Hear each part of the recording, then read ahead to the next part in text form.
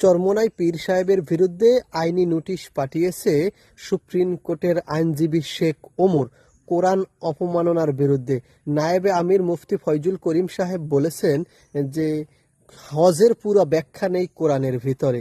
মানে আল্লাহ রাসূল সাল্লাল্লাহু আলাইহি সাল্লাম তো হাদিস দিয়ে পুরো ব্যাখ্যাগুলো আমাদেরকে বুঝিয়েছেন, আর কোরআনের ভিতরে যেটা স্পষ্ট ভাষায় বলা আছে সেটা হাদিস দিয়ে আবার সুন্দরভাবে ব্যাখ্যাগুলো বুঝিয়ে দেওয়া হয়েছে।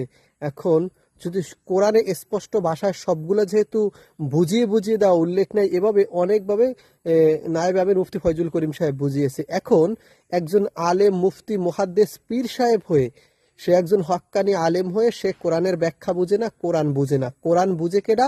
সুপ্রিম কোর্টের আইনজীবী। এমনকি তাকে হুমকিও দেওয়া হয়েছে, তাকে আইনের মুখোমুখি করা হবে। মানে এটা একটা ষড়যন্ত্র। চরমোনাইকে ঠেকাও, জামাতকে ঠেকাও, এই ঠেকাবার জন্য এটা একটা ষড়যন্ত্র চলতেছে গভীরভাবে।